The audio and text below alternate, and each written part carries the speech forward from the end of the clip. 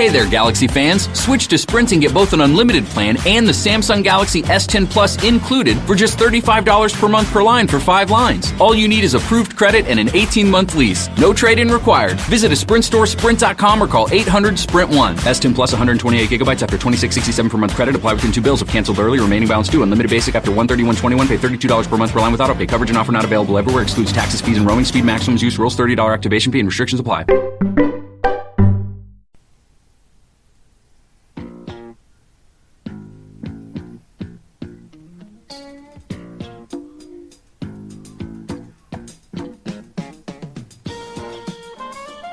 Welcome to On Trial, starring Mark Radulich, also starring Sean Comer. Hope you're ready, Hollywood, because you're on trial.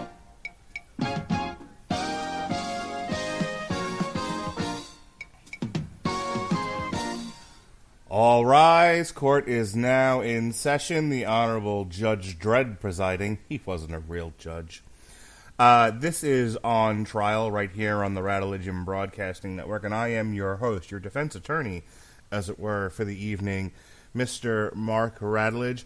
And on the docket tonight, brought to you by the 20th Century Fox studio, now currently owned by Disney, along with Your Childhood. Came out in 1999, based on the novel by Chuck Palahniuk. Ladies and gentlemen, the often misunderstood Fight Club, starring Brad Pitt, Edward Norton, and a nicely gothed up Helena Bonham Carter. Really, isn't she gothed up in just about everything? Not these days. These days she's in The Crown, and she's the exact opposite. That's not why we came here tonight. Joining me, prosecuting this little ditty, this misunderstood masterpiece, ladies and gentlemen, he's Sean, you're not. How do you do, Sean? Ha-ha! This is Bob. Bob has bitch tits. Hey, you were the one who brought up the Disney connection. It was the first thing that popped into my mind. I'm just picturing Mickey in Fight Club now.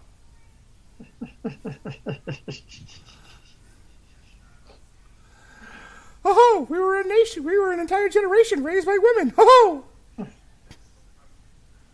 I am Jack's complete lack of surprise. I am Jack's Monopoly. All right.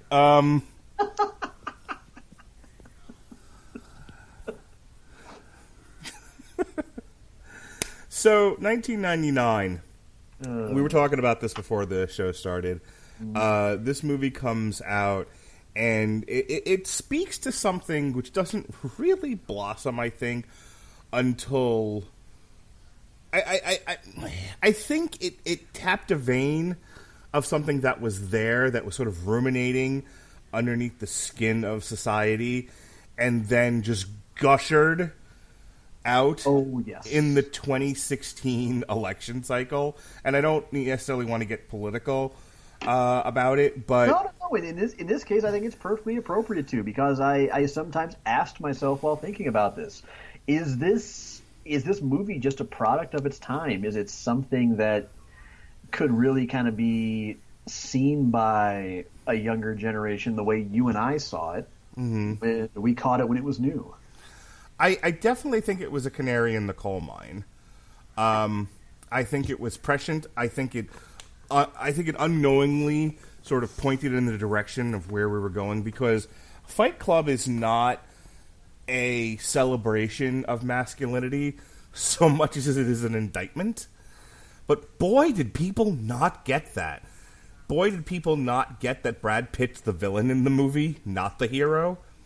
I get the feeling that the same people who would watch this and think that are probably the very same ones who look at the Joker and Harley Quinn and go, goals, man.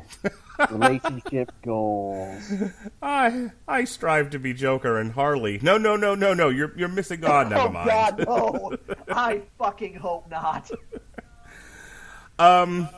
But we're gonna break this down tonight. Sean's going to give you some notes, and I will walk you through what there is as a plot. Let me tell you, I usually save this bit for the end, but let me just give you a hint, and maybe I'll round back to it when we're done with our trial of this thing. I really enjoyed this movie for what it was in 1999 until the reveal that they're the same guy. And I remember I saw this in the theaters, and I remember reacting at the time like I wanted to throw my soda and my penis at the screen. Oh, okay, wait. Okay, the soda I understand. Why did you feel the need to possibly detach your genitalia and let fly? 20 years ago, I wanted to smack my dick into just about everything. I was either peeing on things or smacking my dick into it. That was my form of protest. We didn't have Twitter, Sean. We had smacking your dick with things. Back in my day. Oh, God, don't patronize me just because I was 17 when this movie came out. Back in my day, we wore onion on our belts, and that was the style at the time. Okay, cock-flinging Grandpa Simpson. Yeah, I like I said, I don't want to get into too much detail here, but the movie, it was one of those where the movie had me, and then in that moment lost me utterly, and it never got me back again. And as people around me for years is like, oh my God, Fight Club is so good. I'm like, nope.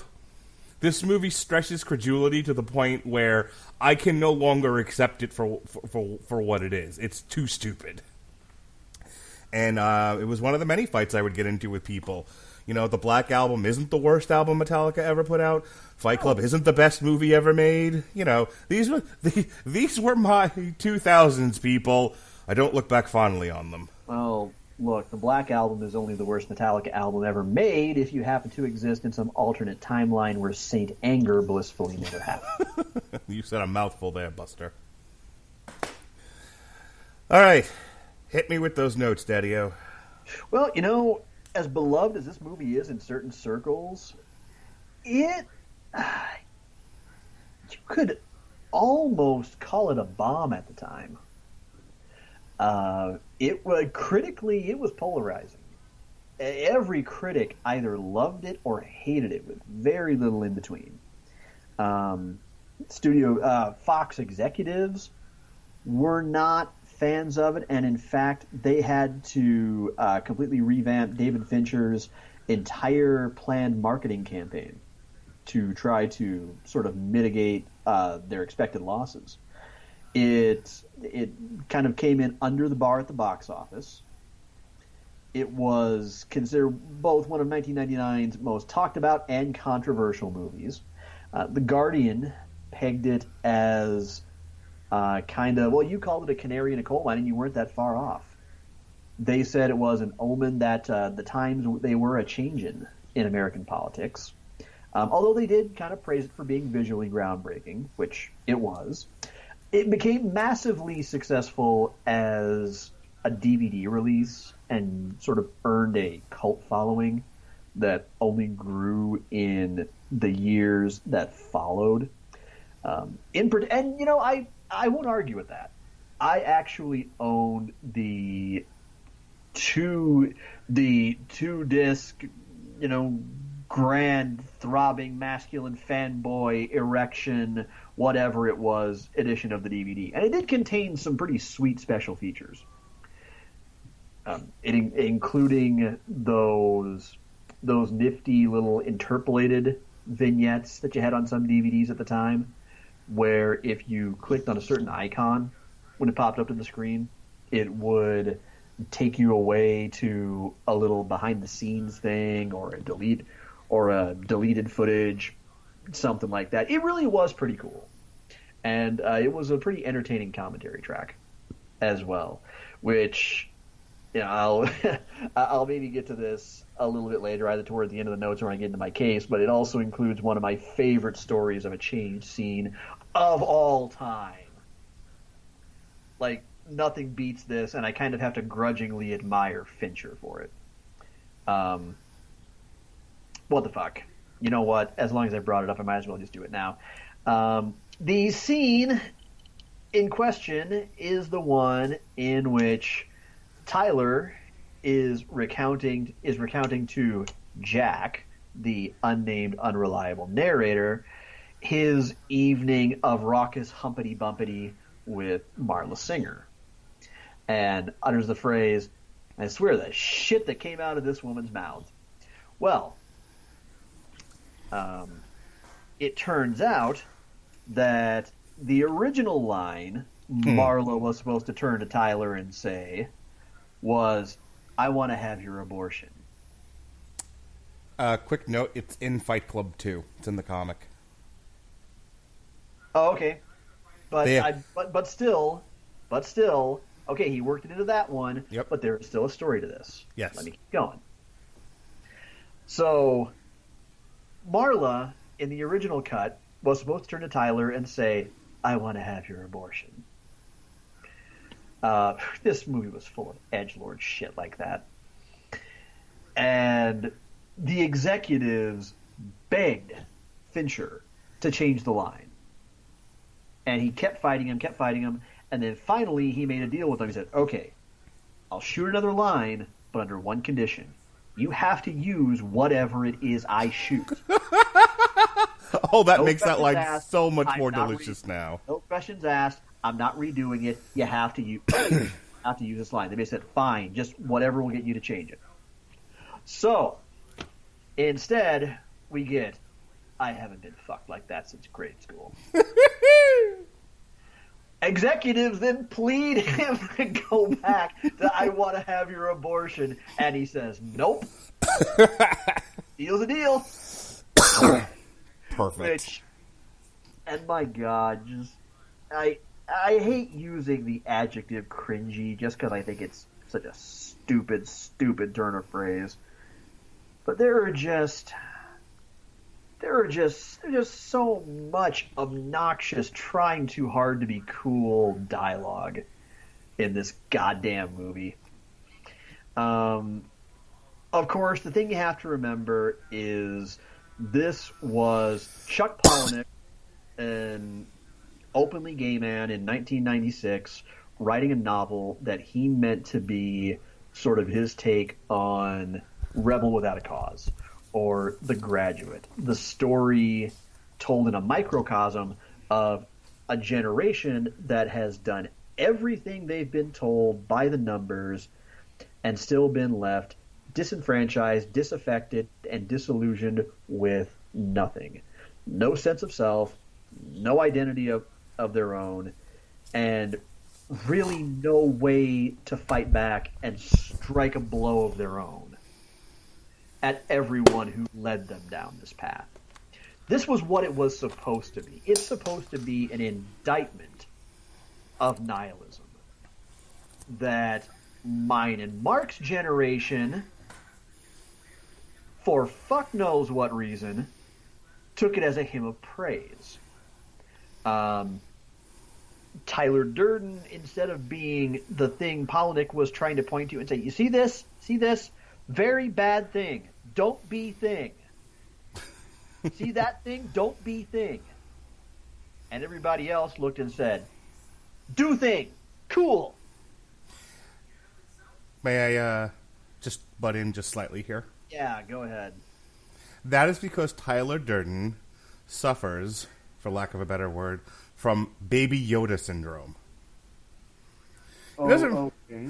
I define Baby Yoda syndrome for me as someone who is aware of the memes, but who has not watched The Mandalorian yet. Well, if you've seen what Baby Yoda looks like, I think we can all pretty equally agree. Baby Yoda looks adorable. It has big puppy eyes. It's a baby, and babies generally induce awe cute from people. It's a rare breed of cat that's like, babies are ugly. One of those people is my father. But beyond him, I have an ex who would fit into that category, probably. again, rare breed of cat, but they do exist. But it was clearly designed to evoke sympathy based on puppy dog face. And so it doesn't matter what Baby Yoda is. It doesn't matter what Baby Yoda does. Everyone loves Baby Yoda because Baby Yoda is cute. Everyone loves Tyler Durden because Tyler Durden is as cool as the other side of the pillow. He's cooler than Jesus. He wears tight pants and shirts that just don't fit properly, and so when he leans, his belly shows a little bit. He's just charisma personified. And I'm not just coming at this from left field. It says it in the movie. He fucks like he wants to fuck. He all of it. He's just super cool, and you know it. And so it doesn't matter that Tyler is the villain.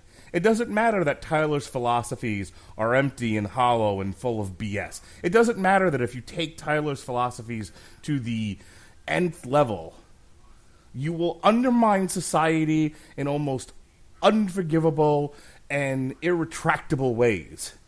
He looks cool and therefore everybody loves him. Baby Yoda. Okay, I see what you're getting at. And whereas I would also point out, hey, you guys, are you getting tired of the wrestling-based Radulich and Broadcasting drinking game? Hey, I got a new one for you. One that'll get you shit-faced multitudes faster. I want you to go over to the Red Pill on Reddit, and every time you come across some pithy, bitchy, puerile incel whining, I want you to take a drink every time it sounds like it could be culled dialogue from Fight Club. That sounds like a fun podcast game. I want you to pour a double if somebody actually directly lifts a line from Fight Club. We should play that one day. We'll call it Fight Club or Florida. Fight Club. Because that is what this movie is. It's the story of... Oh, God, there's so many thoughts running through my head, and they all keep coming back to... I can't believe this was written by an openly gay man in 1996, and not somebody with a healthy collection of Limp Bizkit tattoos. Look, you're like the third person through podcast and other media that I consume that has besmirched the name of Limp Bizkit, and I will not have it. I will break stuff. Do you hear me? Give me something to break. Just the frosty hair, the constant kind of proselytizing of all these kind of alpha male attitudes, the incessant chest beating, the refusal to accept any responsibility for their shitty destructive behavior. You know, this is the kind of shit that Palahniuk was trying to kind of weave a cautionary tale about. He was trying to warn us. And it just went all right over our head. All of it. And even I admit at times, I kind of loved this movie until I got older, and it kind of fell to the same criticism as when I watched High Fidelity one time too many. and I kind of realized every one of these people is an asshole. Except for maybe the quiet, bald record store clerk. But the rest of you, especially, Rob Gordon and Jack Black's character, assholes. I am sorry I ever looked at this and thought, that is cool. That is the way I should be. There really should be... This is a healthy attitude to emulate. A study via podcast medium or maybe YouTube video of the stream of movies that explored very negative personality types that we utterly misunderstood. So there's a lot of them. So let's move on and take a glance here at the casting, because we almost, again, it's another one where we almost could have had a very different movie. There were meetings with somebody else to play Tyler. Instead of Brad Pitt, y'all nearly got Russell Crowe. Ugh.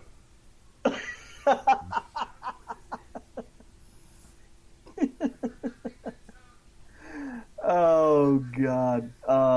And basically what it came down to was a producer by the name of Art Linson, one who came onto the project fairly late. At the same time, fellow producer Ross Bell was meeting with Crowe. Linson met with Pitt for the same part. Linson had seniority, and so the studio went with his recommendation instead. And as it just so happened, Brad was looking to rebound after Meet Joe Black went tits up. So they signed him to a pretty healthy contract. For the role of Jack, the studio also looked at Matt Damon and Sean Penn, but Fincher was a big fan of Norton's performance in The People vs. Larry Flint. Oh, great movie. It really was. It really, really was. And at the time, it was kind of a horse race to get Norton on for his next movie, because he was also being sought after for Man on the Moon and The Talented Mr. Ripley. He was cast in The Runaway Jury, which never reached production.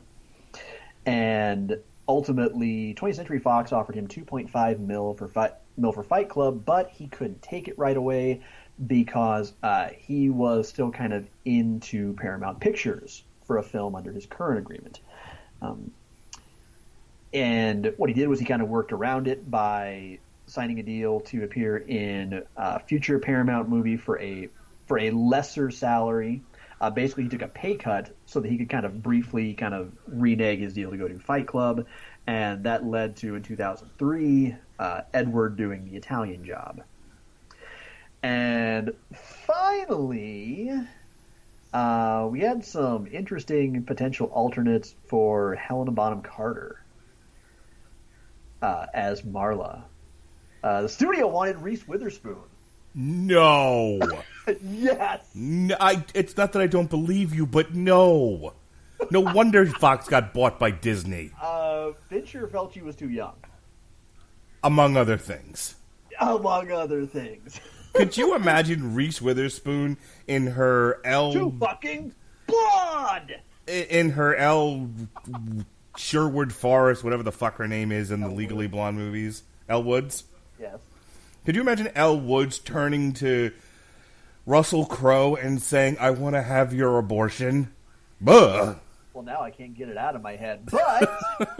But hold that thought. Okay, if you're going to keep picturing somebody saying that particular line, you should also know that the filmmakers early on also looked at Winona Ryder.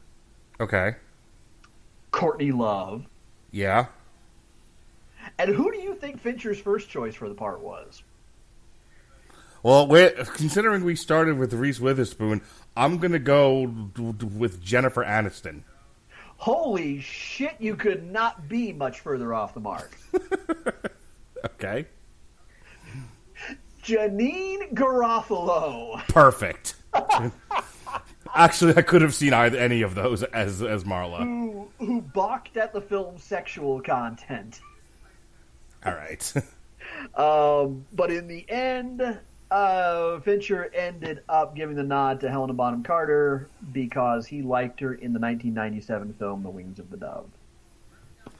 In my porn version of Fight Club that I'm going to call Fist Club, I'm totally getting a Reese Witherspoon look-alike and a... who was it that almost became Tyler again? Well, let's see here. Russell Crowe. Russell Crowe. I'm totally casting a Reese Witherspoon and a Russell Crowe look-alike as Tyler and Marla.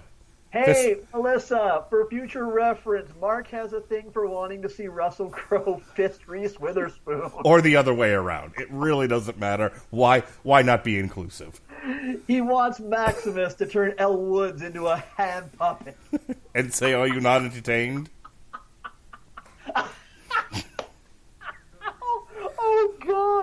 perfect. Just if that ever gets made, just shut porn down. Smut had a great run, but nothing is ever going to outfill Russell Crowe cunt boxing Reese Witherspoon, and then turning to the camera and saying, "Are you not entertained?" It would be too meta. The world would explode. Reality would collapse. We would have a crisis on Infinite Earths. It would be the first porn to ever win a Best Picture Oscar. Anyway. I hope someone from Brazzers is listening. Oh, God, we can hope. Please continue. Polinick was actually a big fan of the film. He felt that the plot was actually a lot tighter than the book. He was initially skeptical if audiences would buy the plot twist or possibly hurl penises at it. Fincher kind of reassured him by kind of countering with, and I quote, "If they accept everything up to this point, they'll accept the plot twist. If they're still in the theater, they'll stay with it." Fincher did remain faithful to Polinick's homoerotic overtones from the novel because he felt that they would keep the audience uncomfortable and kind of make the twist just kind of that much more impactful when they did land. And, you know, those twists, including the bathroom scene where Durden is bathing right next to the narrator. I'm wondering if another woman is really the answer we need. It was meant to suggest taking some personal accountability, but, you know, obviously, you know, possible gay undertones. And then there's, you know, the scene at the very beginning in which Edward Norton is filleting a gun barrel. But, you know, those are kind of the main stories of it. That's kind of the gist of it up to this point. Again, cinematically, visual effects are just few, if any, movies quite like it. And you're not going to hear me say a negative thing about that much. Also, the movie that introduced me to the Pixies. Where is my mind? Indeed.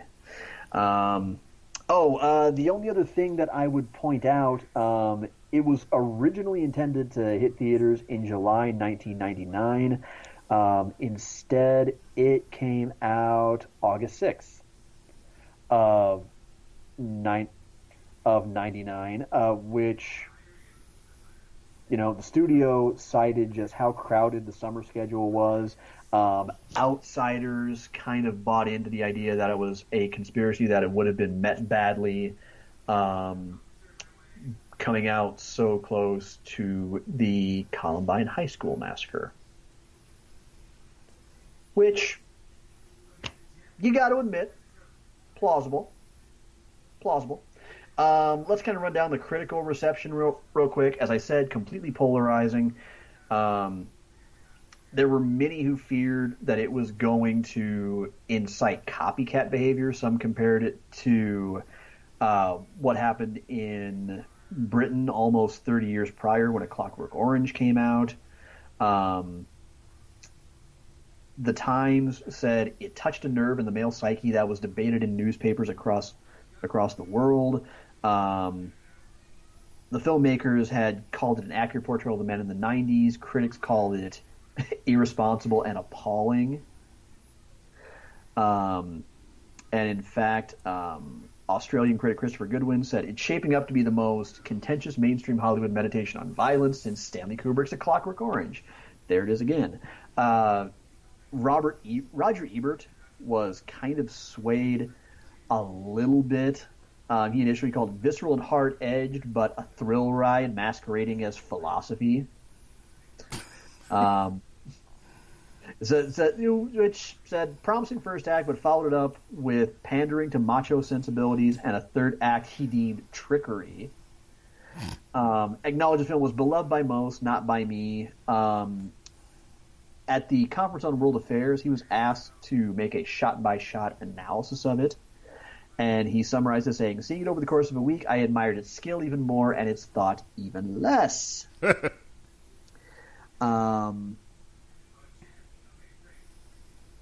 And that kind of about sums it up. And ultimately, we always like to talk about the bottom line.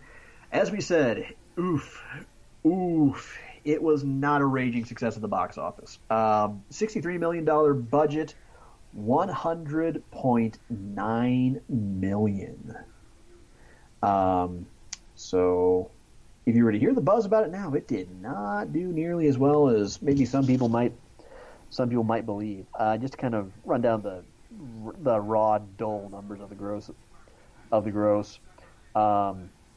Opened commercially in the United States and Canada on October 15th, 1999. $11 million in just over 1,900 theaters on its opening weekend.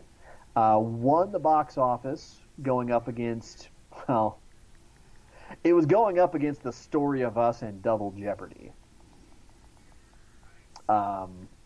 Be more worried if it had fallen to those two. On average, audiences on CinemaScore graded it a B-.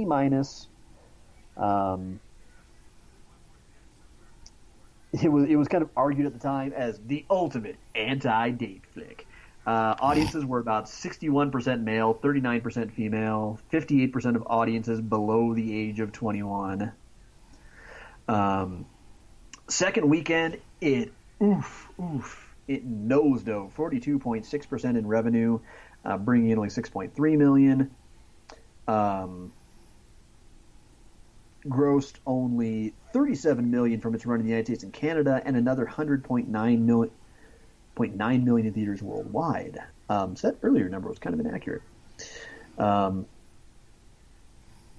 It kind of came to a parting of the ways between 20th century studio head Bill Mechanic and Rupert Murdoch, which led Mechanic to resign.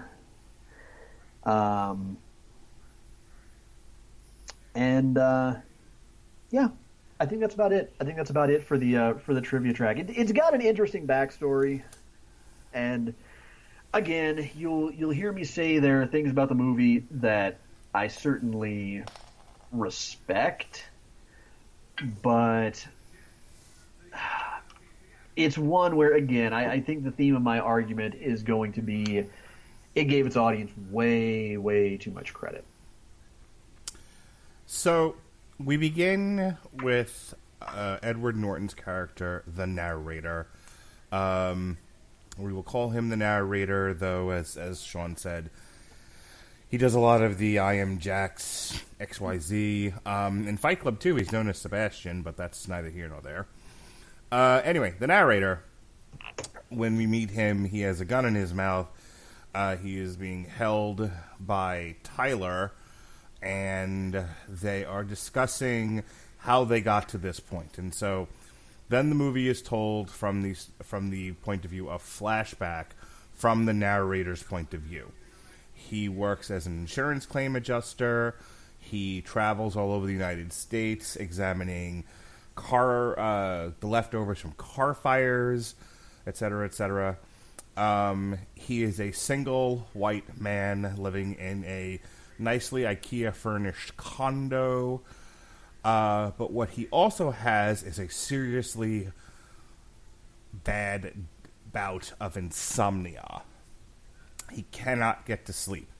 And he is starting to get sick, as you will do if you do not get decent sleep in short order.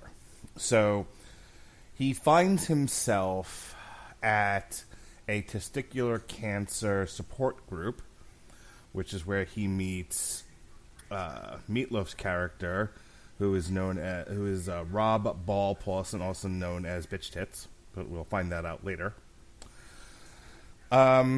Here he is able to a degree, open up.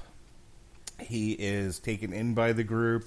He is hugged, he is cared for, and he cries, and that night he goes home and he sleeps like a baby. After several rounds of this and adopting more support groups into his schedule so that he can continue to get the help that he needs, he discovers that someone else is also going to cancer support groups of various types, and her name is Marla, played by Helena Bonham Carter, as we said earlier. And Marla is the deep, dark reflection of himself, in that she is a reminder that he's faking it. He is not dying of cancer. He has no cancer. And that he's doing this for purely selfish reasons, which means kind of like kind of like not being able to pee in front of another person. He can't cry. He can't do what he needs to do so that he can sleep at night while she's there, because it is a reminder that he's a big fat phony. A phony. A big fat phony. So, after much haranguing and haggling, they agree they're going to split the week. It is around this time, after they have come to an accord, that on a trip, the narrator meets Brad Pitt's character, Tyler Durden. Tyler Durden makes homemade soap and sells said soap. They have an interesting conversation, and to this day, Tyler has one of the funniest lines that I continue to repeat, which is, "And now the eternal question, which one do I give you, the ass or the crotch?" A line I have repeated a lot over the years. The narrator goes home to his condo, where he has found that it is done blowed up. Having no place else to go, he calls Tyler. They meet at a bar, and at the end of said meet, after again some cajoling, Tyler agrees to let the narrator stay with him at his place. And it is at this point, after having 3 pitchers of beer, they wander into the parking lot, and a question is asked. How much do you really know about yourself if you've never been in a fight? It's a question I ask my son on a daily basis. Then I pick him up and I throw him on the couch. So they proceed to have a fist fight, because really, how much do you know about yourself unless you've been in a fist fight? Then they go home, and Tyler is living in an abandoned house. And there's a long series of sequences of them just living together, and this is where we get to know Tyler a little bit. Tyler is a night owl. He is somebody who works a bunch of random gigs. He is a waiter. He is a film projectionist. And what he likes to do with those films, he likes to splice shots of genitalia in them, especially if they're children's films. What a delight. This sort of guerrilla terrorism, commercial terrorism, is a thing in Tyler's life. And so the movie goes on from there. Eventually, their parking lot escapades blossom into a underground bare-knuckle boxing club, fight club. Like you do. Like you do. Because really, what doesn't eventually blossom into bare-knuckle boxing, really? I work in a jail. There's plenty of bare-knuckle boxing going around. We call it domestic violence. Anywho. So yeah, they open up. They start an underground bare-knuckle boxing club in the basement of the bar where they first hung out. And there's a sequence where they talk about the rules. You don't talk about Fight Club. If it's your first night, you have to fight. Only 2 people fighting at a time, etc., etc. So it's to a degree civilized. And then there's sequences of various fights that are going on there. It is at this point that Ed Norton runs into Marla again. And, she's like, where you been? I haven't seen you at the support groups. And he was like, I've been doing a thing. And she works her way into their lives, despite much to Ed Norton's chagrin. She and Tyler start sleeping together, which is where you get the really just a spectacular line. I haven't been fucked like that since grade school. Just fantastic. How she wasn't given at least a nomination for an Oscar, I'll have no idea. Change the line back. No.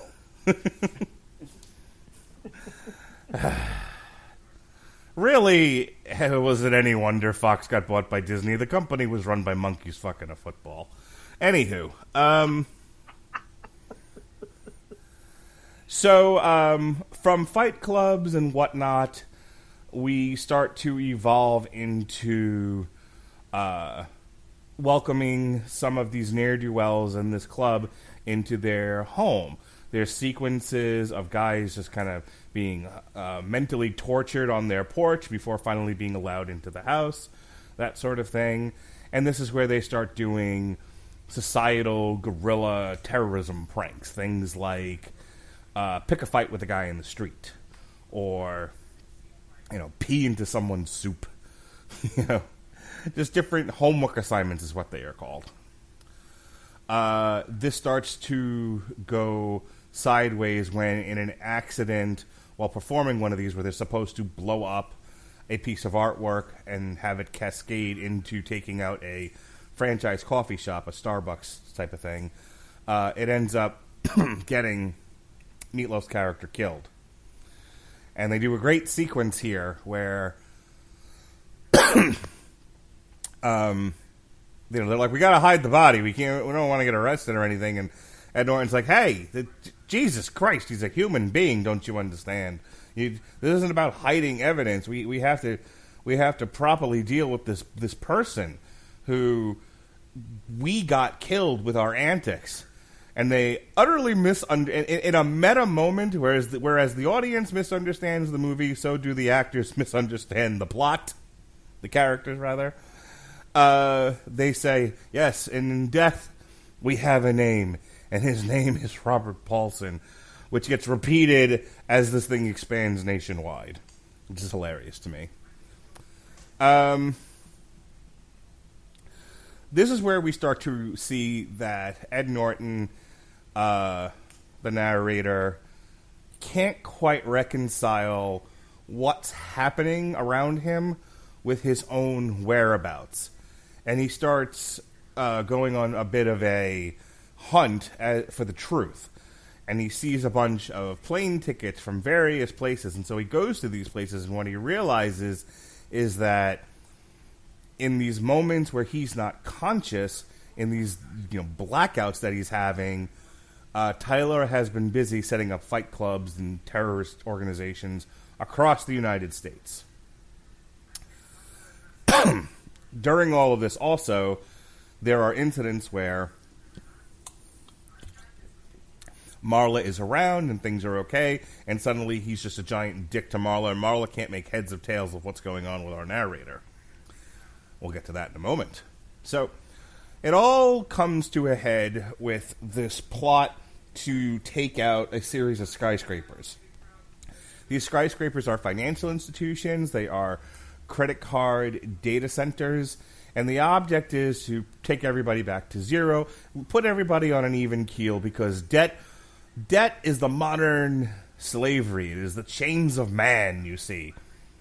It is holding us down, and so if we wipe the chains, if we break them, then we will be set free, don't you understand? So we're going to blow up a bunch of credit card buildings. And of course Ed Norton says, well, that's insane. We shouldn't do this. But it turns out, no matter where he goes, nobody can be trusted. Everybody's in Fight Club. They are all Borg. They are one. Resistance is futile. It is here that and he tries to send Marla away because he thinks she's in danger. And it is at this point that the audience and Ed Norton come to the realization that he and Tyler are the same person. He has utterly disassociated and created this alternate persona going all the way back to almost the beginning of the movie,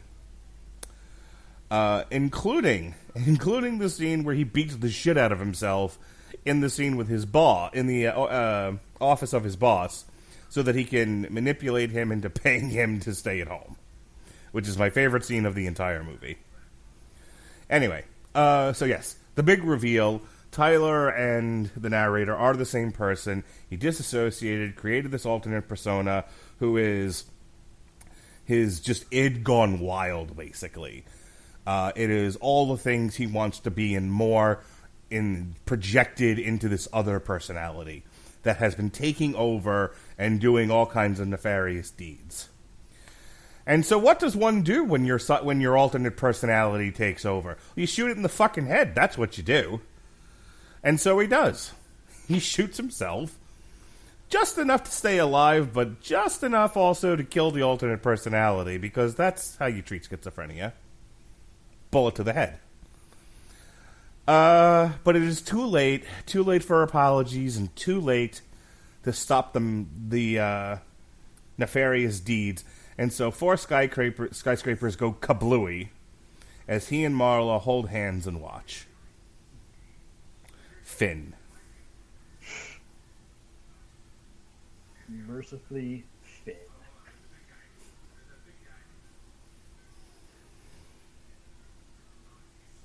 Your witness, sir. All right, I was waiting for you to say it. So, let's get the niceties out of the way first. Aesthetically, Fight Club is a goddamn lot of fun. I don't have a negative thing to say about what a trippy thrill ride this is through Jack's head.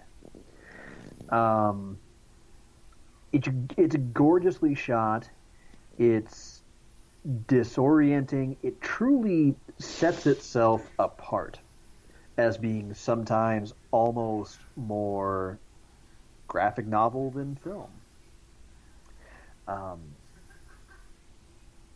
I'm pretty sure that anybody who read Fight Club prior to this I'm pretty sure that none of them went into this movie, and what they saw was anything like the little narrative that played out in their head as they turned each page.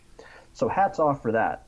The score by the Dust Brothers is superb, because no traditional Hollywood score would have done justice to what this movie was attempting. In terms of tone, in terms of story, in terms of just fitting this world. And just the same, I don't think it would have been quite as effective in terms of setting mood if you would have just gone the Quentin Tarantino or Robert Rodriguez route and just packed the film with kind of cherry-picked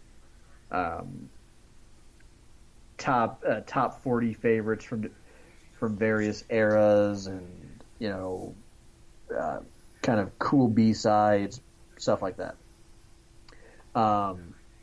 It's a dark, moody, murky electronic sensibility for most of the movie. And again, I can't compliment that highly enough. The performances really are outstanding. I mean, everybody clearly goes into it, and again, for as flawed and volatile as this and kind of polarizing as this story may be, you can't argue they bring the characters gloriously to life. Looking at pure performance, you can't really say a bad thing about Brad Pitt as Tyler Durden. Least of which, you can't say that he wasn't memorable. I give Helena Bonham Carter credit, because up until I listened to the commentary track on the double disc DVD, I had no clue she was British. Did not know that. Blew me away. Ed Norton's Ed Norton. Say what you will about what a reported colossal bad dragon dildo pain in the ass he is behind the camera.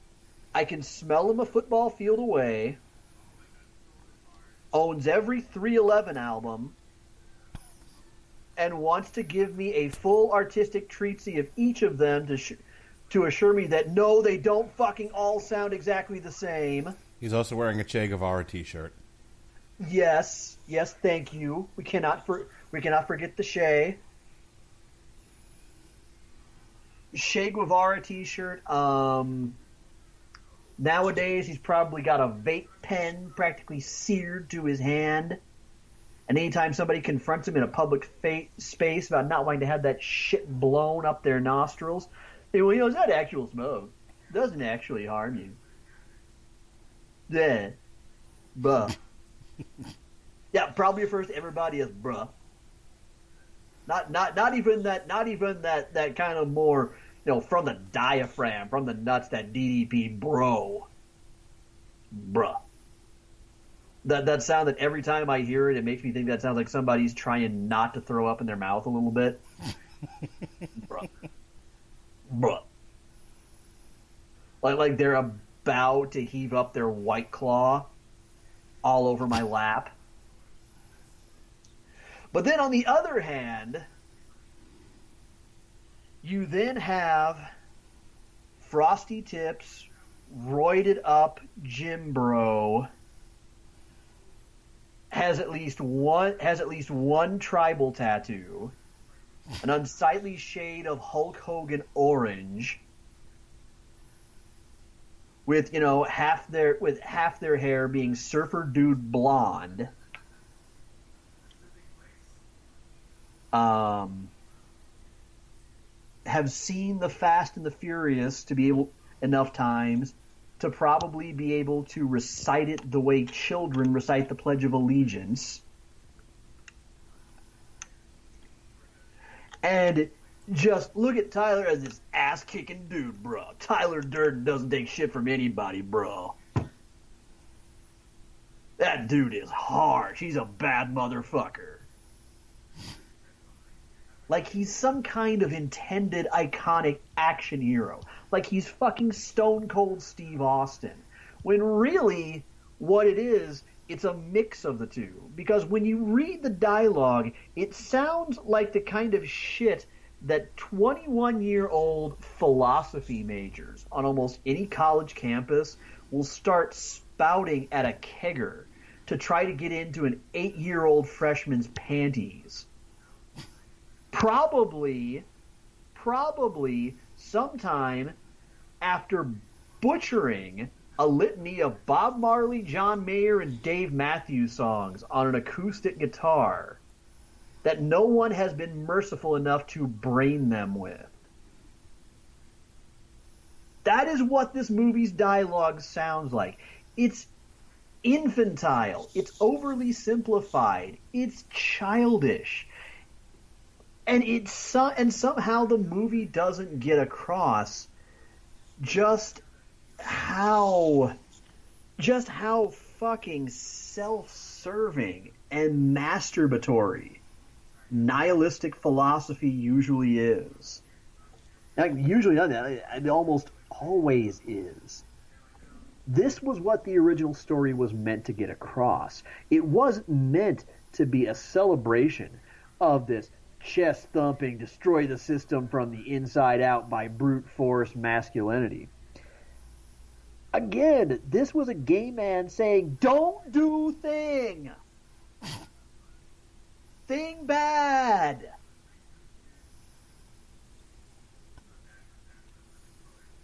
It's... Jesus Christ. And I get it. There's something very valid to the tale it's trying to tell about sort of what happened to our generation and what happened to us. And there's even moments where, yes, Tyler Durden is almost admirable. Like when he manages to convince this convenience store clerk to get off his ass and go back to school to become a veterinarian. By kind of putting some skins in the game for him, by putting his life at stake. It's you almost kind of go, oh, well, okay, maybe he did achieve something with that. But then you realize the big problem with this. And I don't say this lightly as someone who does not go in for the whole blame the movies, blame the TV, blame the video games. I don't go in for that typically.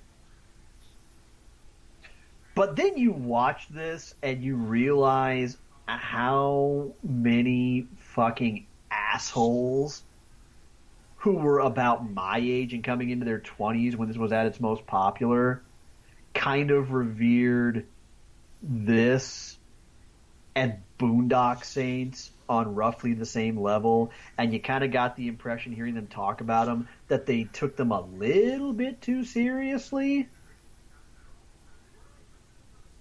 Like, nah, dude, those movies were right. I had friends who used to do that obnoxious Facebook thing where they would just take quotes from this movie out of context and just post them with no quotation marks and no attribution on their Facebook status. And comes across as it's supposed to be so profound and deep. They're making a thinly veiled, coded dog whistle statement to their fellow Jimmy Bras. You know, none of whom have outgrown Rage Against the Machine yet. Hey, objection. I love Rage Against the Machine. You can love Rage Against the Machine, but even you've got to admit there's a point where you also kind of look at Rage and go, you raised a generation of dipshits. Oh no, Rage Against the Machine generally produces giant eye rolls for me. I still love it. Yeah.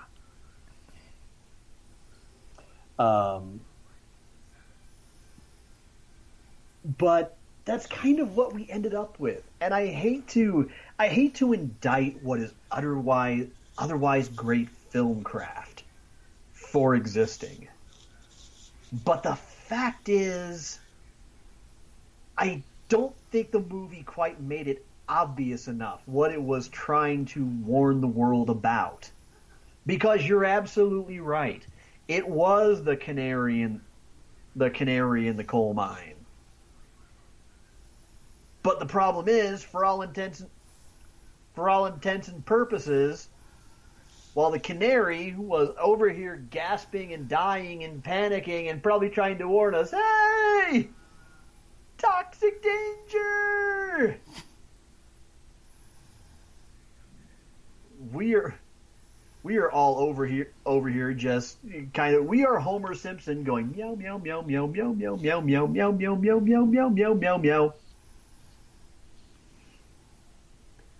You know, it gave its audience too much credit, and in that case, if anything, I happen to think Fight Club is more than a little bit guilty of negligence. So, all right, I will turn it over to you. The prosecution's main charge against Fight Club is that, if I'm understanding it correctly, is that it wasn't good enough to not be misunderstood. That its message lends itself to confusion and misinterpretation. And I would stand in defense of this movie against that charge. It's not Chuck Palahniuk's or David Fincher's fault that we're a bunch of toaster ovens. It is not Chuck Palahniuk's or David Fincher's fault that nobody realized just how angry and disaffected and marginalized, right or wrongly, people felt even back in 1999. And I'm not in any way defending or prosecuting those people. I don't think anyone realized that there was this undercurrent of people in this country. I mean, if you go back to 1999. We're a year removed from the 2000 election that's going to send this country spiraling into an endless social civil war where people who tend to lean conservatively in their beliefs and people who tend to lean progressively in their beliefs are going to call the other one un-American traitors. I don't know if anyone even saw that one coming.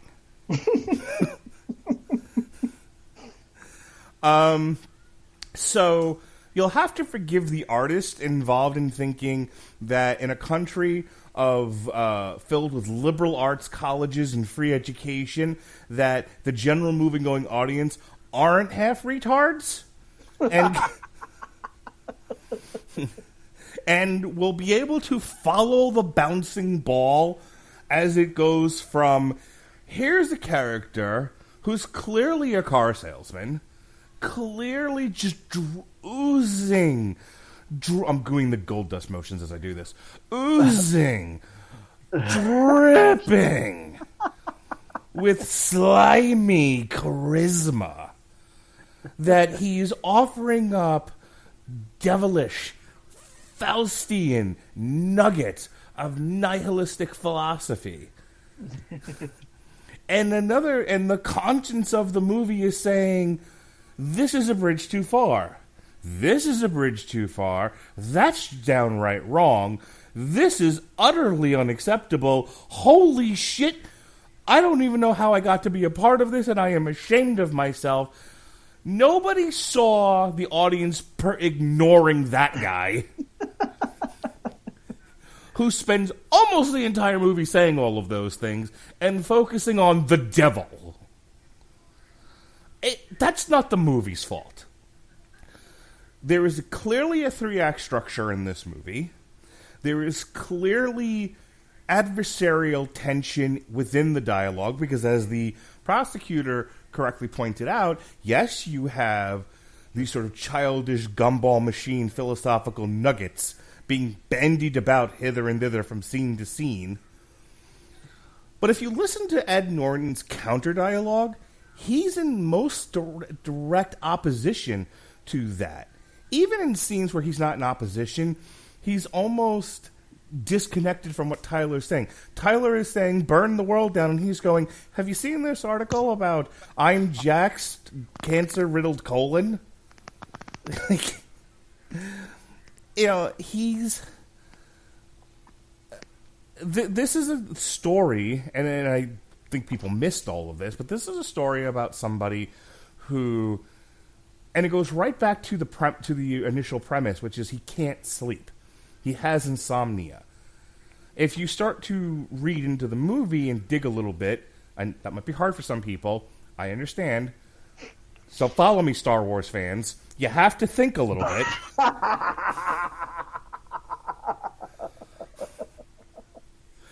At Mark Radulich on Twitter, at me. Oh, fuck that. At Comer Codex. Come at me, you fucking neckbeards.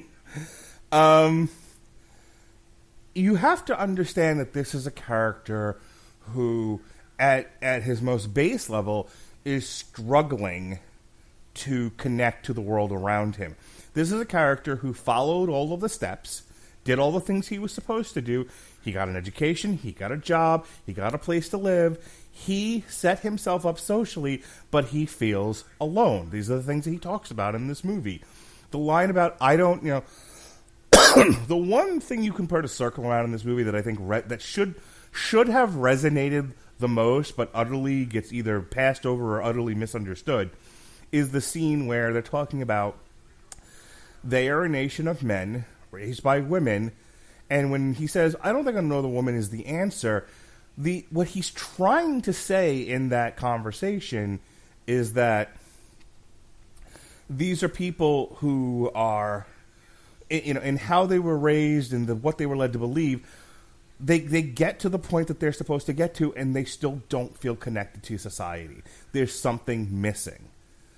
And they search for it in all the wrong places. The answer isn't beating the shit out of another guy in a basement. I hate to tell people that, but it's really not. I love combat sports as much as the next person, but fight in the basement, not the answer. So the point of it is, though, and the thing that I really want to hold up as a defense is that as the movie is structured, all of these points get made. You have to be paying attention. You have to be open to it. But they're all there. The fact that it got misunderstood as much as it did isn't really the movie's fault. It did its level best to bring you along. The fact that you went kicking and screaming and sticking your thumbs in your ears is not its problem. Beyond that, as far as defending the movie in and of itself, it's a tragedy. I understand that blowing up credit card buildings might sound like a fun idea, and certainly we've carried enough credit card debt as a modern society that you're like, you know what, maybe we should. Okay, that's the point, though, is that the movie has a tragic... There should have been one more scene, and I'm not sure if this got cut in editing, if it got cut through studio notes, or I don't know. It feels like there should have been one more scene of him sort of having to deal with the consequences of those actions to drive home the point that it isn't about blowing up credit card companies. It's about taking personal responsibility for your own life. And if you do feel disconnected, if you feel disassociated from life, if you're feeling unfulfilled, then go find the things that bring fulfillment. You go through a personal journey of self-exploration. Stop blaming everybody else. Stop blaming IKEA. Stop blaming society. Stop blaming your own bad, stupid choices. It's on you to find the happiness that you need to sleep at night. Might be hard for people to hear, but that's the truth of it. And I think the movie tries to get there, but this is a dramatic presentation, not a TED Talk. You have to fill in the blanks. And again, it's not the movie's fault if the general audience isn't really capable of that. Just as an aside, these are all competent actors. Nobody gives a performance in this that takes me out of the movie. I think in terms of painting sort of a dreary picture of things, I think the movie does a good job with its color palette. I thought the Fight Club scenes itself were choreographed pretty well. I really enjoy Helena Bonham Carter's character. Normally that kind of character irritates the shit out of me, but I think in this one, she rides that line of detestable and sympathetic to where you don't want to see her get thrown off a building. So good on the director and good on the performer for not driving the audience, at least me, insane. That's it. I think excuse me, the biggest problem with this movie is in and of itself is a fine picture. And left to its own devices, I think tells a very neat story. I think it's marred retroactively by how the audience took it and ran in the direction it was never intended to go. Your final word, sir. You know, in lieu of actually trying to kind of rebut what you're saying, I'm going to kind of just sort of try to segue into the part at the end where we just kind of discuss things a little more openly. Sure. I think one of the biggest problems with this movie is simply that it has aged horribly. Because of the current social climate? I think it's maybe aged worse for people who are my age and yours, because nowadays people may watch it, and I would imagine it would be one of two things. Either, they wouldn't necessarily, as you said, understand that it's trying to say thing bad, and it would take how impressively stylized it is as being a kind of endorsement or encouragement. Okay, fine. it wouldn't be a Radulich in broadcasting show if we didn't bust out a wrestling reference.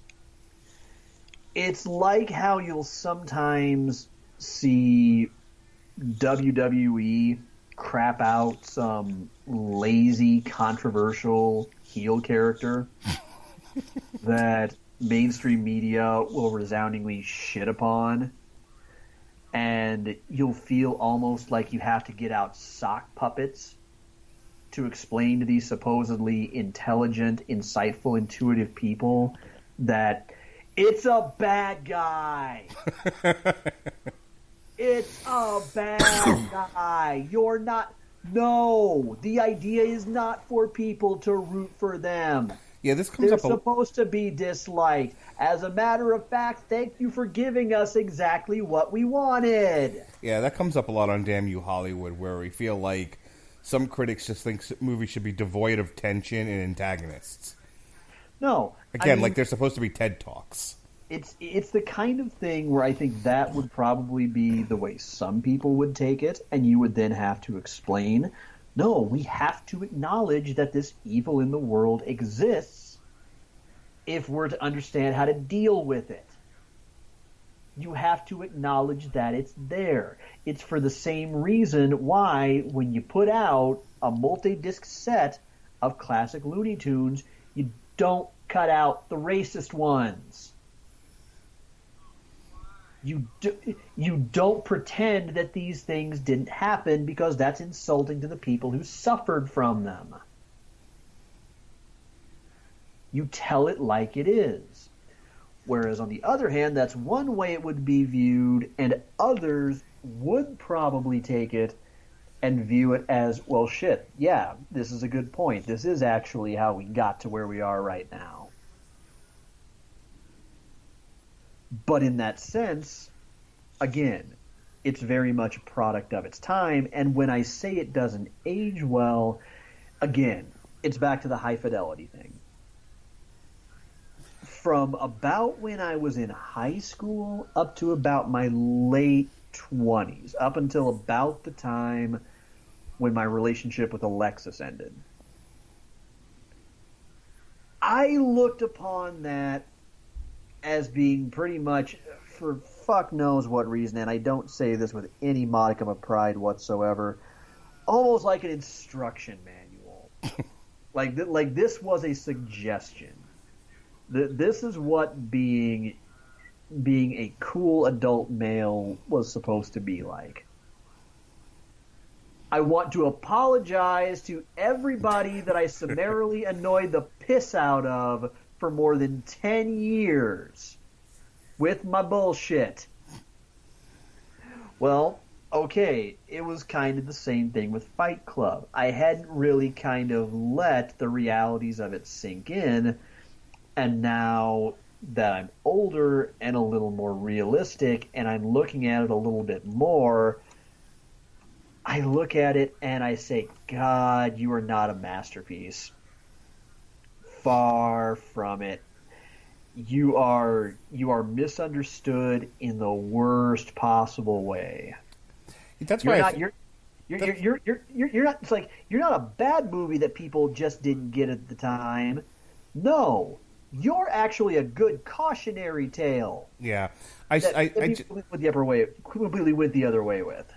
That's why I think, now that I'm not in the position of having to defend it, I think what the movie lacks is it lacks a complete third act.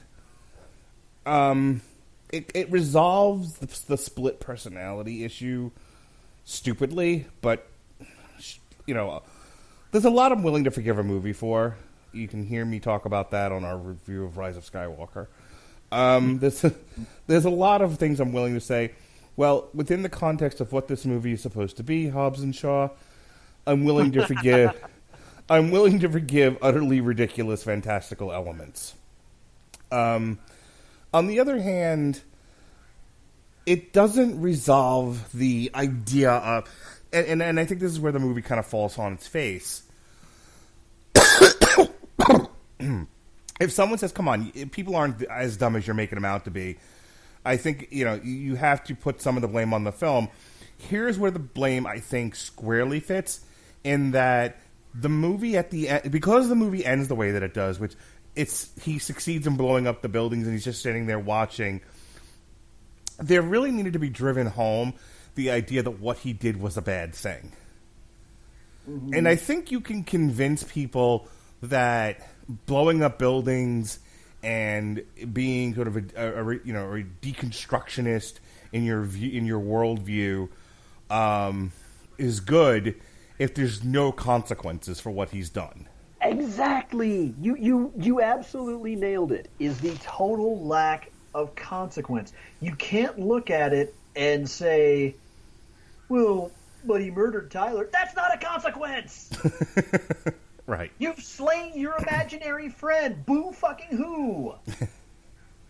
You pay no material cost for what you have for the financial and social upheaval. Right.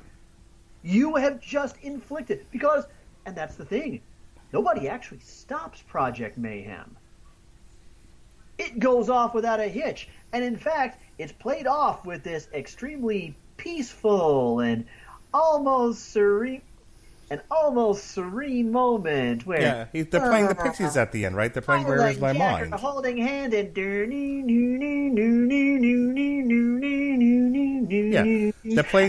playing "Where Is My Mind" by the Pixies at the end as they're holding hands. They're standing there and they're watching all these financial centers through which the fiscal lifeblood of the world probably flows, and it's all crumbling to the ground, and you just probably destroyed millions of lives. You fucking self-centered cretins.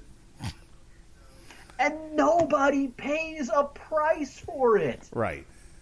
Nothing. Before anybody says it, before anybody fucking says it, you don't get to say, well, in Fight Club 2, But I'll tell you what, in Fight Club 2, he still gets away with it because it's 10 years later or however long it is, and he didn't go to prison.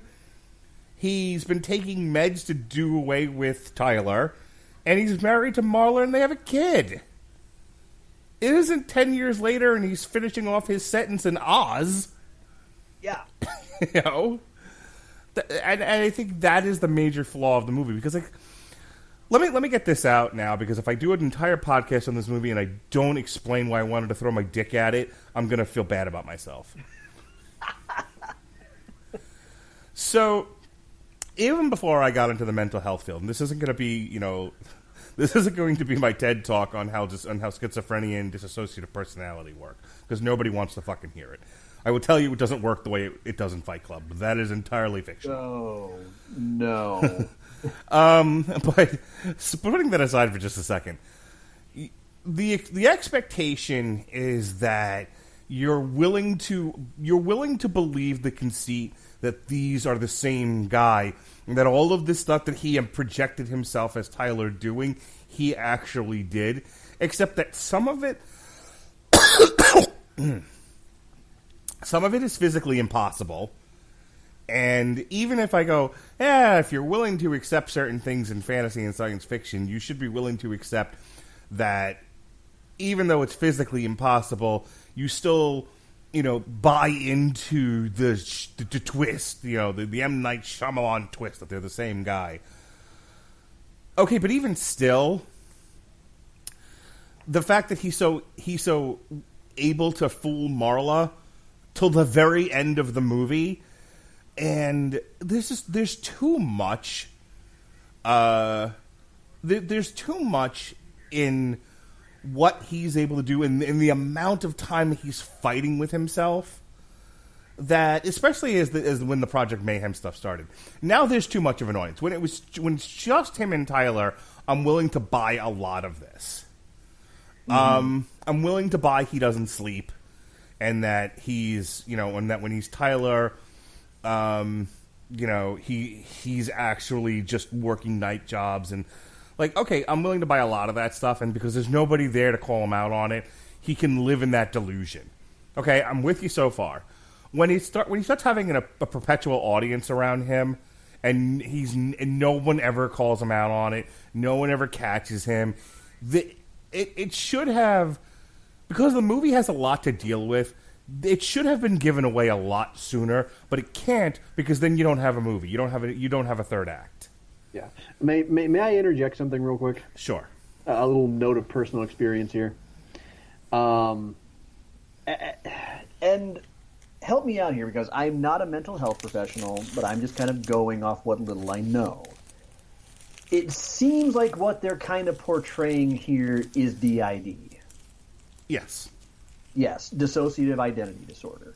Correct. For those of you who aren't familiar with what that is, go watch the Showtime series United States of Terra. Because, number one, it is 3 seasons of awesome television. And number 2, it's not a bad depiction of what living with DID is actually like. Okay.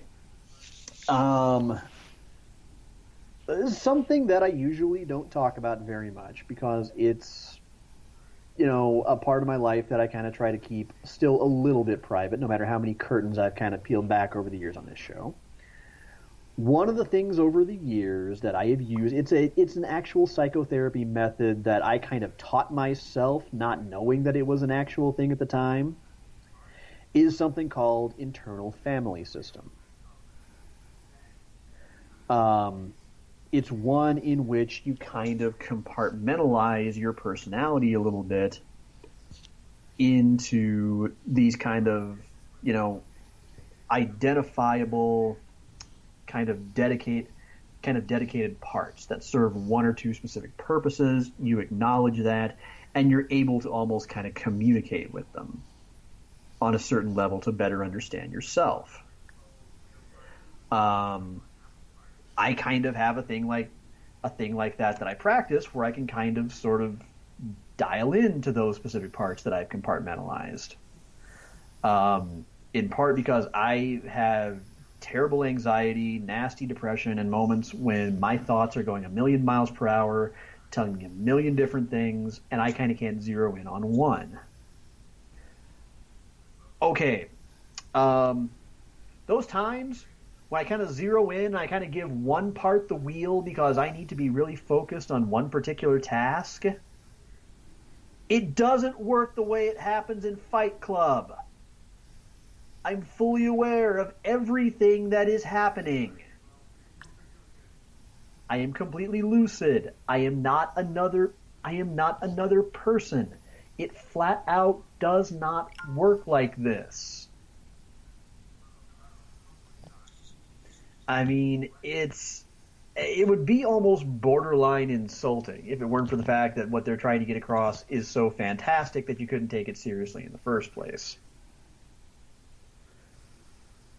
But yeah, that whole notion of he just has no idea the entire time of what's going on because it's all Tyler. Tyler's controlling things. Tyler's controlling my body. No. Not to the level that he's disagreeing with it. I deal with people having hallucinations and dissociative disorders and whatnot on a fairly regular basis. Mm-hmm. And you're right, there is some. They are to a degree cognizant of what's happening to them. Yes. Do people have command hallucinations to self-harm? Sure, all the time. Can people have hallucinations that are drug-induced that end in self-harm? Absolutely. They're so cognizant of it. The full-on blackout, you're a different person, it's rare, but it does happen. But to the extent that he's able then to live a normal life, basically, and go about his daily routine, and it's only happening... The problem is it's too neat. And I guess, thinking back to when I first saw the movie, I think my biggest problem with it was I didn't feel like it was necessary.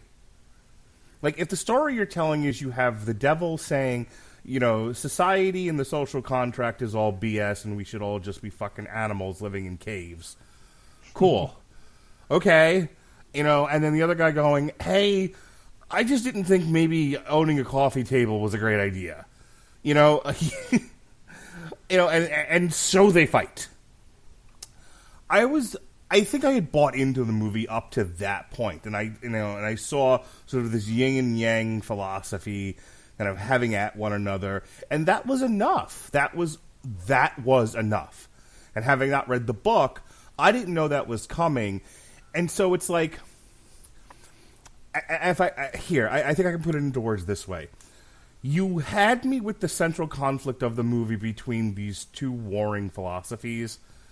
You didn't also need the element of, oh, he's also fucking nuts. Now you're basically telling a different story. You're talking about this guy is fucking insane. And now all the conceits and all the philosophy that the movie spent so much time on didn't matter in the first place, because the real story here is a story about a man descending into madness. Mm-hmm. And I think that's what drove me crazy. It's like, this movie couldn't decide what the story was. And I would have to read the book to kind of get the gist of why Chuck Palahniuk went that route. But I know when I watched the film, I was like, I fucking hate this. Because you had a good story with what you had. Resolve that story. It's like, we just got through the Christmas season. I don't know if anyone's ever watched like little kids open presents. But if you don't handle it in a structured format, it's just fucking chaos. It is madness, I tell you. No one even knows what they're opening after a while. They're literally just shredding paper. And boxes are flying everywhere, and it's cacophonous noise that would drive Slayer out of the room, as this is too fucking crazy for me. And I feel like that's what the movie became at that point. It's like you don't know what the central narrative is anymore. You're trying to resolve way too many things, and you've lost me entirely. And I think that's why I got so angry and was like, fuck this movie. Because it's like, you're telling one story, and then suddenly you're telling me a different story, and you're not really resolving the previous story, and I'm just supposed to accept that. And your transition from one story to the other is so jarring and so awkward that now I've lost interest in what I'm watching, and I just want it to be over. Does that make sense? And you know what? I had never thought of it that way. In terms of actually asking yourself, so are you saying that he wants to obliterate the social contract because he's mentally disturbed, or because he's disenfranchised? Right. It's very confused. I mean, which one should I kind of be meditating on more? Right. Or do I want to kind of consider that I don't think you really understand how mental illness works? Well, no, I will tell you that a lot of Hollywood doesn't know how mental illness works. That's how you get movies like Anger Management. But, yeah, I feel like you had a lot to say with this movie. Just fucking say it, resolve it, and let's move on. Do a different movie about... It's funny, I was asking my colleagues at work who were a little bit closer to having gotten out of school than I am at this point.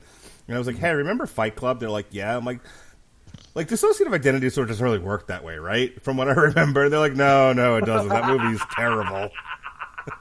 Oof. And then somebody brought up Split. Now, I haven't seen it. I saw Glass. And I got the gist of what Split was. But somebody was telling me like they couldn't even get through, like somebody who was like a mental health professional couldn't even get through Split because it was too stupid. You know, like if you don't know that that's not how that really works, but you kind of want to see, but you're just, if you're just willing to kind of watch James McAvoy do a bunch of voices and sort of this tour de force performance, it's fine enough. But if you're an actual mental health professional, it's hard. From what other people were telling me, it's hard to watch that movie and take it in any way seriously because people don't actually act that way.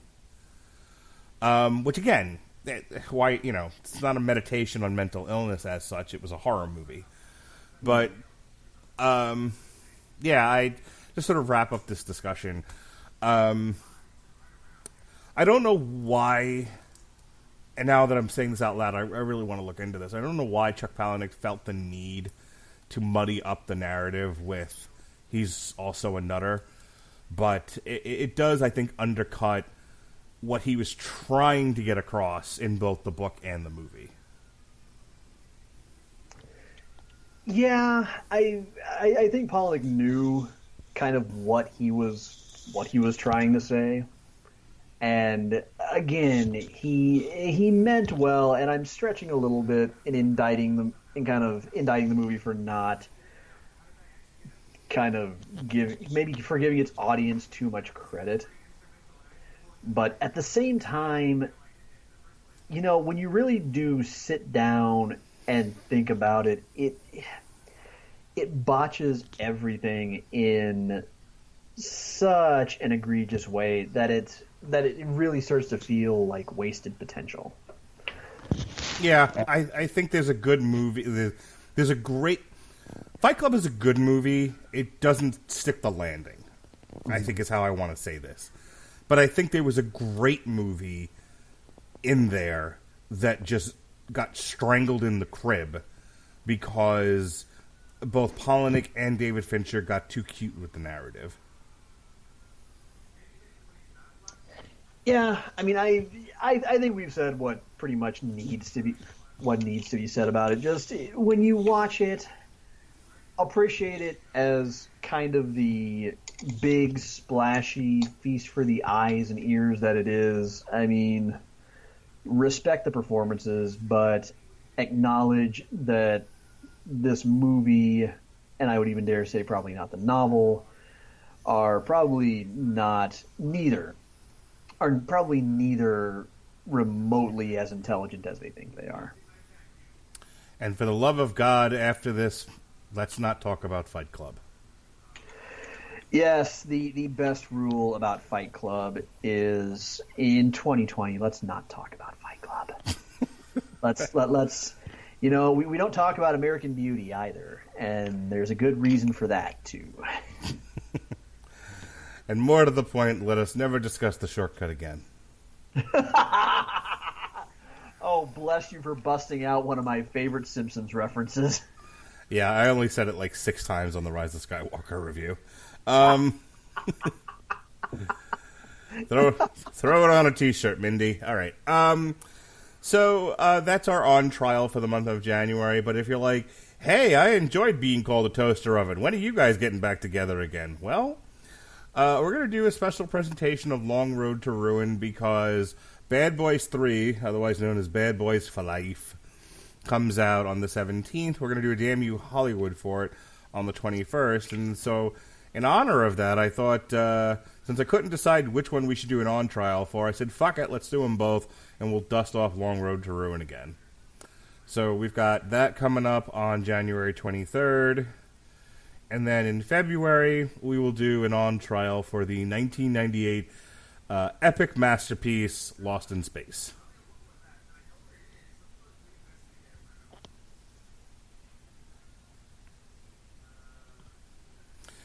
All right, what do you got going on in your neck of the woods there, Sean? I've had an interesting night. Funny thing, I actually had to bail on a stream because I was reminded that I had a podcast tonight.